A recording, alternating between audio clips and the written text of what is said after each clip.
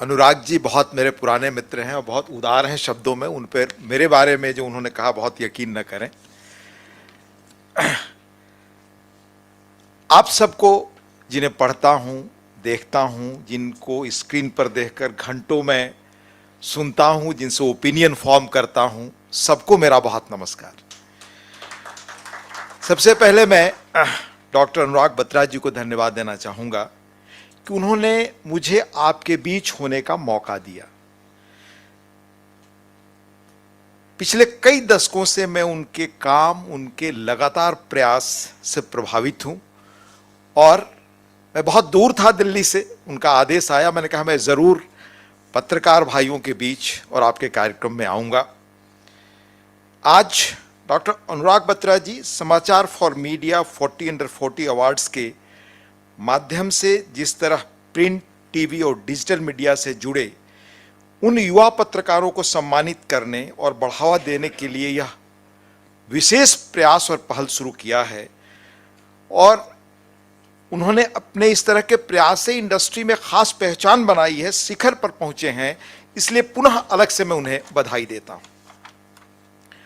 साथ ही पत्रकारिता की दुनिया में उल्लेखनीय काम करने वालों को आज दिए जाने वाले समाचार फॉर मीडिया 40 अंडर 40 के जो विजेता हैं उन्हें बहुत बहुत बधाई, शुभकामनाएं। आपने अपनी कड़ी मेहनत और प्रतिभा के बल समाचार फॉर मीडिया पत्रकारिता 40 अंडर 40 की सूची में अपनी जगह बनाने में कामयाबी पाई है। पुनः आपको बहुत धन्यवाद। आपके काम के बारे में जो भी सूचनाएं मिली उसके आधार पर मैं कह सकता हूं कि देश में पत्रकारिता का भविष्य सुरक्षित हाथों में है, बेहतर हाथों में है, योग्य हाथों में है।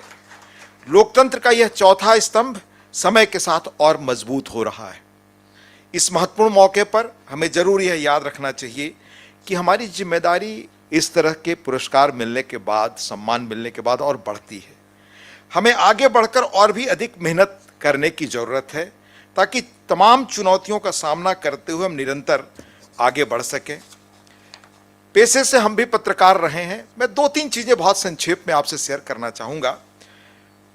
77 के लगभग, बहुत बाद की पीढ़ी के आप होंगे हैं, टाइम्स ऑफ इंडिया समूह में जब मैं काम करने मुंबई गया धर्मयुग में, उसके बाद से लगभग 4 दशक रविवार और प्रभात खबर, भाई सुप्रिय जी आ गए साथ, हम लोग काम भी कुछ दिन किए, का समय रिपोर्टिंग, राइटिंग, एडिटिंग इन सब में गुजरा है।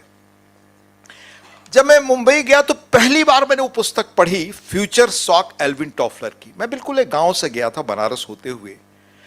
फ्यूचर शॉक, बाद में एल्वी टॉफलर जो उनकी पत्नी थी और हेडी टॉफलर, दोनों ने मिलकर ट्रिलॉजी लिखी, किस तरह की दुनिया बन रही है।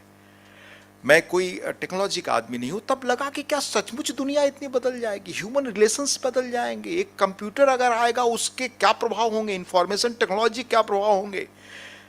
फिर कुछ वर्षों बाद इकोनॉमिस्ट की एक महिला पत्रकार थी जिन्होंने लिखा डेथ ऑफ डिस्टेंस, उसका सोशियो इकोनॉमिक इंपैक्ट दुनिया पर क्या पड़ेगा। यकीन नहीं होता था मैं आपसे यह शेयर कर सकता हूं, पर वाकई दुनिया बदली और इस रफ्तार से बदली और आज जहां खड़ी है वो यकीन नहीं होता। और बहुत इसमें मौके आपके साथ हैं। मैं इस संदर्भ में ये बात कह रहा हूं, हम पत्रकारों के पास है, हमारे पास अवसर है। आज हम कहां खड़े हैं, मेरे जैसे बिल्कुल एक नॉन टेक्निकल, मैं बहुत नॉन टेक्निकल व्यक्ति के रूप में, अपने एक जर्नलिस्ट के रूप में ओपिनियन दे सकता हूं कि मैं पिछले दिनों 4 महीने जब मैं आया तो भाई कार्तिकेय जी और आपकी बात हो रही थी टेक्नोलॉजी पर, उसके बारे में सामान्य पढ़ रहा था। दुनिया के टॉप फिजिक्स का जो ये सुपर कंप्यूटर आया उसके बारे में मैं एक लेमैन के रूप में पढ़ा कि जो आज फास्टेस्ट कंप्यूटर है, वो जो कैलकुलेशन करता है उसे करने में हजारों वर्ष जो लगेंगे वो ये 5 सेकंड में करेगा। इसका एआई से संबंध बना तो किस रूप में दुनिया बदलने वाली है, हम में से किसी को एहसास नहीं है। 4 महीने पहले जब दुनिया के जाने माने टेक्निकल एक्सपर्ट्स जो उसमें है, जब कहा कि एआई के प्रयोग को रोका जाए, तो उस वक्त बड़ी दिलचस्प खबर हमने बरसों बाद पढ़ी इकोनॉमिक टाइम्स में। इकोनॉमिक टाइम्स में सैम अल्टमैन, जिस व्यक्ति ने ये जो आपका चैट जीपीटी आया है जिसके बारे में ये बात हो रही है सारा, उन्होंने एक इंटरव्यू दिया था न्यूयॉर्क टाइम्स को। फिर मैं वो इंटरव्यू निकलवाया 2019 में जब माइक्रोसॉफ्ट ने $1 बिलियन पूंजी उसमें इन्वेस्ट किया था, आज शायद $13 बिलियन या उससे अधिक हुआ होगा। उस वक्त इकोनॉमिक न्यूयॉर्क टाइम्स के इंटरव्यू में Sam Altman, the man behind this chat GPT platform, कहा 4 बातें प्रमुख जो मैं एक समान व्यक्ति के रूप में समझ पाया। पहला कहा कि मेरा जो ये इंस्ट्रूमेंट है ये दुनिया में अपनी बात का ये असर डाल सकता है कि जो ये कहेगा लोग उस पर यकीन करेंगे, यानी अफवाह भी फैला सकता है, ये इसके पास ताकत है। सेकंड कहा कि ये दुनिया को संपदा और डेवलपमेंट का अवसर दे सकता है जो इसके पहले दुनिया ने देखी नहीं है। थर्ड चीज कही कि ये दुनिया में मतलब जो थियरी जो बात कहना चाहता है वो कह देगा, लोग फैक्ट्स ना भी हो तो कन्विंस हो जाएंगे इसकी बात पर। चौथा उन्होंने पूछा, बड़े शोध हुए हैं उसमें, इसको कहां रखना चाहते हैं? तो कहा याद रखिए, न्यूयॉर्क टाइम्स को संवाददाता को सैम अल्टमैन ने कहा कि ये मैनहट्टन प्रोजेक्ट की तरह है, हिस्ट्री में इसका इंपैक्ट ये होगा। अब मैनहट्टन प्रोजेक्ट क्या होगा? आप ओपेनहाइमर पर फिल्म भी देख रहे हैं, जो पहला परमाणु बम आया और जिसने दुनिया को बदल दिया हमेशा के लिए, और एलाइड पावर्स को ताकत भी मिली उससे, वो कामयाब हुए। तो कहा ये उससे ज्यादा महत्वपूर्ण है, ये उस तरह दुनिया को बदलेगा। ये 4 चीजें उन्होंने कही। अब इसका इंपैक्ट आज की तारीख में हमें देखना चाहिए, और भारत के संदर्भ में खास तौर से। मैं भी हाल में पुस्तक पढ़ रहा था, नॉर्थ वर्सेज साउथ, वो किसी टेक्निकल एक्सपर्ट ने लिखी, अभी नाम मैं वी नाथन मैं जस्ट मिस कर रहा हूं। उस व्यक्ति ने स्थापित किया है कि जब डेवलपमेंट देश का शुरू हुआ तो लगभग सारे स्टेट से एक पैरामीटर पे थे, लेकिन अपने पॉलिसी डिसीजन से वो आगे गए। आज एआई ये अपॉर्चुनिटी देता है कि जो बैक पीछे स्टेट्स रह गए हैं डेवलप्ड स्टेट्स के मुकाबले, वो बहुत तेजी से हेल्थ एजुकेशन में अपनी तकदीर बदल सकते हैं। पर जैसा हर टेक्नोलॉजी के साथ है, अच्छा भी है बुरा भी है, वो है इसके साथ भी। तो हिंदुस्तान में ये अवसर है और दुनिया में है। इस टेक्नोलॉजी का कैसे मीडिया इस्तेमाल करती है ये आपको और हमें तय करना है भविष्य के लिए। अभी दुनिया के टॉप थिंकर्स, मैं उनका नाम भूल रहा हूँ, अब किताब गूगल पे देखेंगे, आइडियाज एक किताब आई है, ऑक्सफोर्ड ने छापा है। कहा कि ह्यूमन इतिहास में पिछले 250-300 सालों में 2 धाराएं बहुत तेजी से चलती रही हैं। एक आइडियाज एंड थॉट्स की, फ्रांस की क्रांति के बाद रूस, चीन, भारत में गांधी के आने तक, वियतनाम, सब जगह लगा कि दुनिया क्रांति विचारों ने, आइडियोलॉजी ने एक दरवाजे पर पहुंचा दिया, एक नया स्वर्ग मिलने वाला है।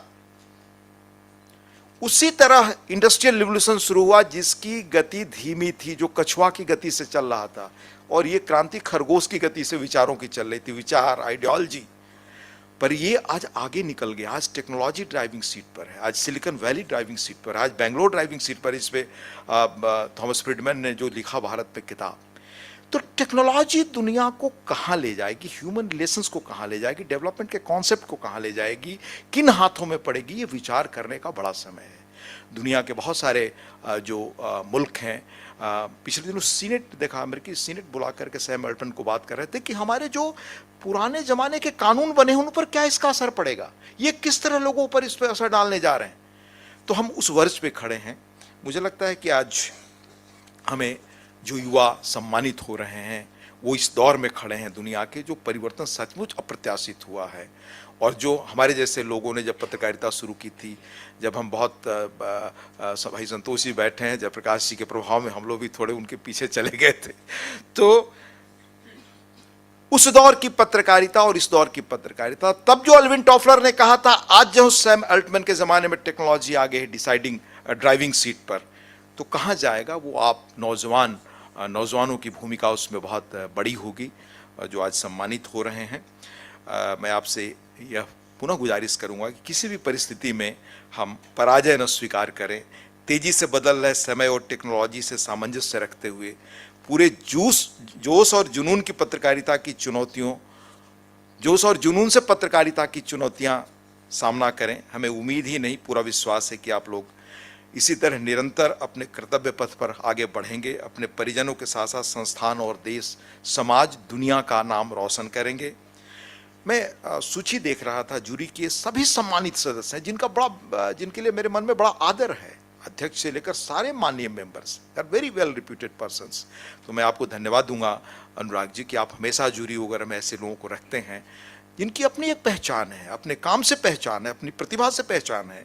तो जूरी के सभी सम्मानित सदस्यों को भी मेरी ओर से बहुत धन्यवाद और बधाई। उन्होंने इस कड़े मुकाबले के बीच निष्पक्ष और पारदर्शी ढंग से चयन किया। मैं पुनः आप सबको थोड़ा ज़्यादा समय लिया। मैं बहुत धन्यवाद देना चाहता हूँ इस अवसर पे, भाई अनुराग जी को देना चाहता हूँ। आपके बीच आकर सचमुच मुझे बहुत प्रसन्नता हुई और जो लोग सम्मानित हो रहे हैं उनसे भविष्य के लिए एक बड़ी उम्मीद आप में जो लोग बैठे हैं उनके साथ साथ मैं भी रखते हुए अपनी बात खत्म करता हूँ। बहुत बहुत धन्यवाद।